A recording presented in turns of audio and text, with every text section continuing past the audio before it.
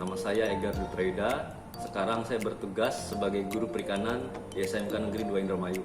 Pada tahun 2019, Kepala Sekolah mengamanahkan kepada saya tanggung jawab sebagai Ketua Jurusan Budidaya Perikanan di SMK Negeri 2 Indramayu.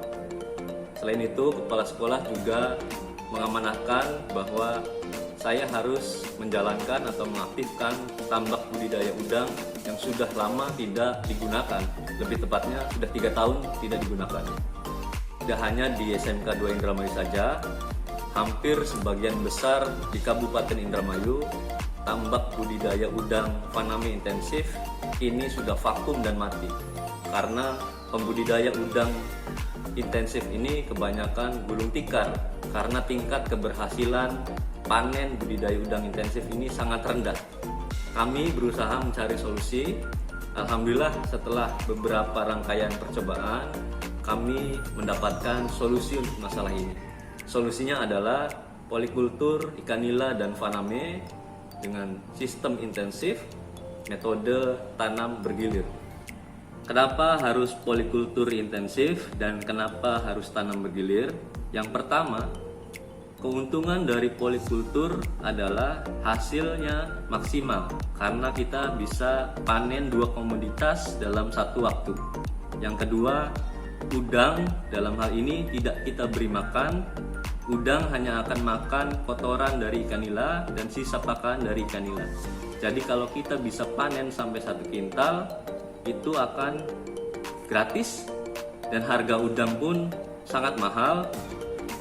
Oleh karena itu, justru dengan budidaya polikultur nila dan udang, keuntungan yang didapat dari udang jauh lebih besar daripada ikan nila itu sendiri.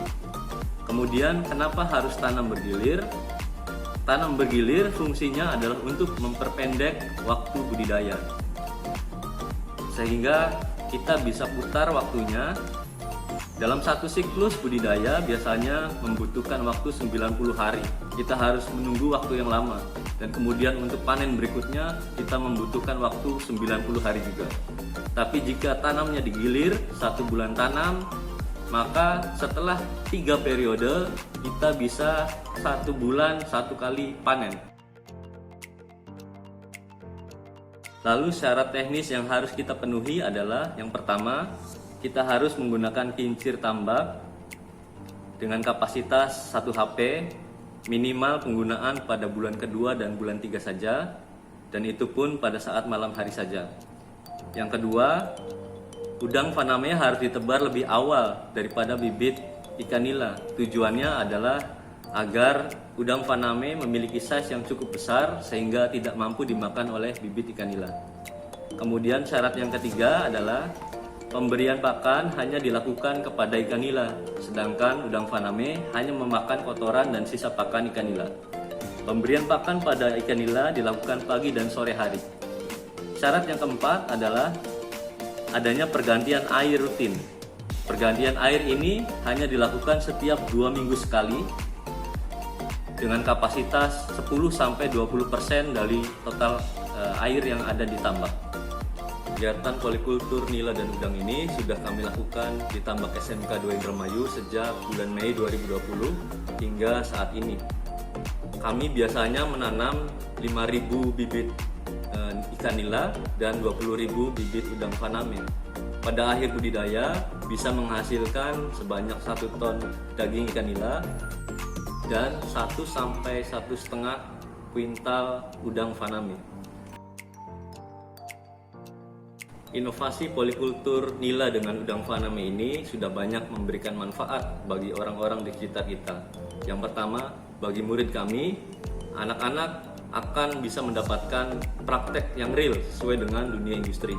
Yang kedua, akan menciptakan banyak lapangan pekerjaan. Seperti contohnya, di orang-orang di sekitar sekolah, saya coba pekerjakan dan mereka mendapatkan tambahan penghasilan setiap bulannya. Kemudian alumni saya ajak ikut bekerja saat panen, mereka juga mendapatkan tambahan penghasilan di saat mereka libur kerja. Kemudian bisa menciptakan alternatif bagi para pembudidaya ikan di Indramayu sehingga tambak mereka yang kosong itu bisa tetap berproduksi dan menghasilkan bagi mereka. Kemudian adalah bisa menjadi unit produksi bagi SMK Negeri 2 Indramayu dan setiap bulannya bisa memberikan sumbangsih, bisa memberikan pemasukan bagi sekolah. Saya membantu Pak Egar, tugas saya memberi makan ikan nila. Alhamdulillah ikan nila dan udang tiap panen bisa menambah penghasilan saya tiap bulan. Saya bantu-bantu Pak Egar sebagai mekanik tambak, merawat kincir dan mesin. Alhamdulillah tiap bulan saya dapat penghasilan tambahan dari tambak. Setelah saya melihat budidaya nila yang dilakukan oleh Pak Egar, budidaya nila di sini Pak Egar dicampur dengan udang. Nah, saya tertariknya itu kok budidaya nila dicampur dengan udang, dan bahkan udangnya itu nggak dikasih makan, tapi kok hasilnya itu udang itu lebih bagus. Setelah ada inovasi yang telah diterapkan oleh Pak Egar di sekolah SMK Negeri 2 ini, alhamdulillah yang tadinya empang atau tambak yang ada di sekolah ini mati, tidak memiliki penghasilan sama sekali untuk sekolah, setelah dikelola alhamdulillah ada pemasukan kontribusi untuk ke sekolah. Maka sekolah juga mengucapkan terima kasih atas inovasi Pak Egar.